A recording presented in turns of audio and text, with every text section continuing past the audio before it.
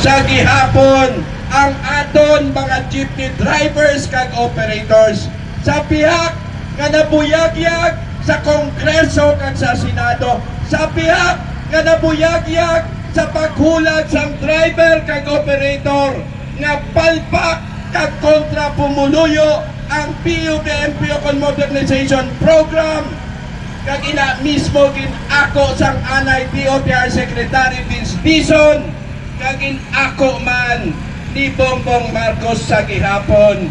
Ginapadayon nila ang pag-phase out sang aton mga traditional jeepney. Sa Iloilo lamang, masobra 20,000 ka mga pamilya sang driver kag operator ang kutumon sa panahon nga lubos nga ma-phase out ang mga traditional jeepney. Sa pihak sang lapnagon nga korupsyon sa mga kooperatiba sang mga salakyan, sa pihak sang kapalpakan sang sininga programa sa gihapon, ginapadayon ini sang panguluhan ni Bongbong Marcos. Yari man ang sitwasyon sang aton mga kooperatiba sa kuryente sa Iloilo. For the first time, nag-upod sa aton ang mga konsumidor sa kabaranggayan nga hindi makabayad individually sa ila kuryente. Nag-upod sila ang aton Barangay Power Association o KONBAPA. Bangot sa palabuton nga binulan, baklo na kag ibaligya na sa isa kadako nga korporasyon nga ginapangunahan ni Enrique Rason ang bugos nga kuryente sa isla sang Panay. Pahalinon ang masobra 1,500 ka mga trabahante sa sining mga electric cooperative. Madula ang pribilehiyo sa aton magagmay nga mga konsumidor sa idalom sang bapa. Bangot ang kuryente kung panagiyahan na ni Enrique Rason, wala na ang esensya sang serbisyo publiko. Mangin isa na kadako nga negosyo ang kuryente sa mga pinakamagdaranon nga personalidad nga kroni ni Bongbong Marcos nga si Enrique Rason Sangmor.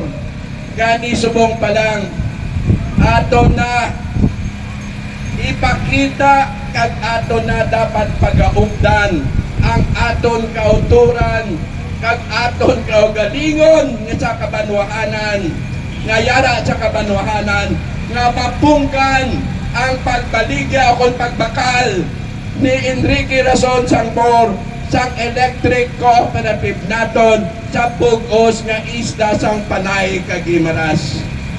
Yari man nagupod sa aton ang mga BPO workers naton o kon mga call center workers naton nga ang pinaton nagasopreher sang maayo nga pasweldo sa mga dalagko nga pasilidad diri sa syudad sang Iloilo. Masobra 200 o kung nagalabot na gani 400 ang terminate sa mga BPO workers naton kag nagapakatiga ang management sa pagkilala sang ila illegal nga termination. Magluwas sa mga BPO workers naton, sa mga illegal workers naton, sa mga illegal consumers naton, sa mga jeepney drivers and operators naton. Yara man ang pagkadula sang panangabuyan sa mga market vendors naton, bangod kin bakalman ni Henry C. ang aton pampubliko nga merkado. Ini ang kahimtangan nga ginbuyagi ang kainagit lamang sang aton mga mamumugon.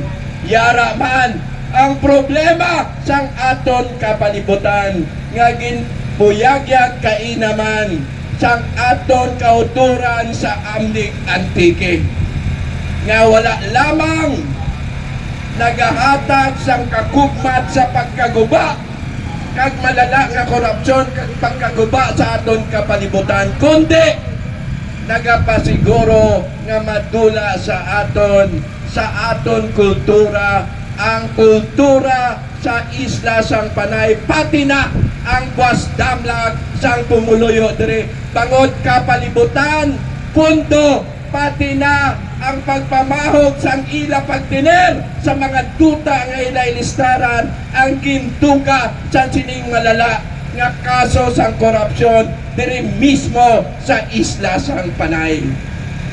Yara man aton nakit-an kaina ang problema sa mga pamatanon naton nga kung sa diin sa pihak sang pangako sang duga nga budget sang edukasyon nagapabilin nga ginabuhinan ang budget sa state universities naton kag ang malala pa ginaharas kag ginaredtag ang aton mga kabataan nga nagaupod sa aton sa subong sa kausa nga lehitimo sang malapad nga pumuluyo. Sa isla sang Panay gid lamang ginbuyagyag kag nagpindutig man ang aton gobyerno. 6.4% kuno ang growth rate sa Region 6 sa isla sang Panay kag Guimaras. Buot siningon, number 1 ang Western Visayas sang mga ekonomiya nga nag-uswag sa bugos nga Pilipinas. Matod pala ini! Ini sa kakabutigan. Bangod mismo ang 99.30% nga mga SMEs naton o kung ang mga medium small entrepreneurs naton ang nagayamo man sang pagkaguba o kung pagkaputo sang ila negosyo. Subod silingon, ang wala gani nakalabot 1% nga amo kanday rason, kanday ang mga bilyar, mga mga aboites, mga ayala ang naghugakom sang 6.4% samtang ginpabilin nga makaluloy hindi lamang ang mga mamumugon kundi pati ang magagmay naton nga negosyante.